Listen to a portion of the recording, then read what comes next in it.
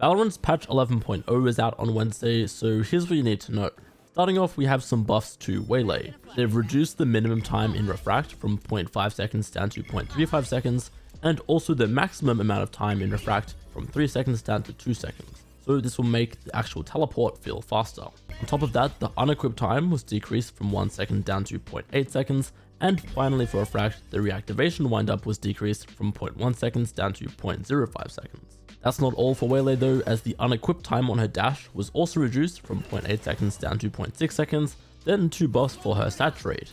The windup time before exploding was decreased from 0.75 seconds down to 0.6 seconds, and the size was increased from 10 meters to 12 meters. Overall, the devs wanted to improve her gameplay flow and feel, since she's pretty weak at all skill levels right now.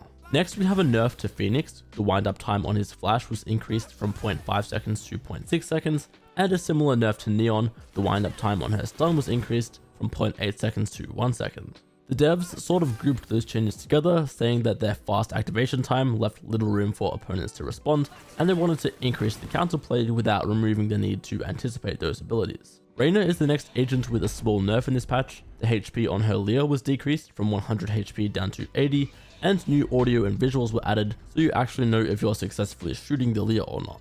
Omen got a very minor buff for some consistency across the controllers. There used to be an audio cue that would play in a small area around Omen when he threw a smoke. That has now been removed specifically for enemies, but allies will still hear it. Then Brimstone's smokes actually had this same effect added, so allies will now hear him casting smokes within 12.5 meters. Smoke's down! Launching smoke! On top of all that, we have some further clarity changes, but some of them are pretty noteworthy.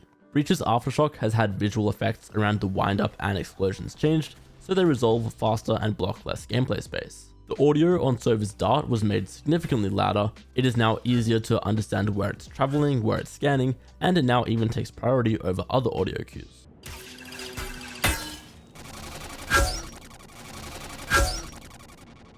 Sova's drone also got changed. Similar to the Leer, you will now receive more feedback to know when you're actually hitting it, and enemies will now hear a light warning audio loop when they are spotted by Sova's drone.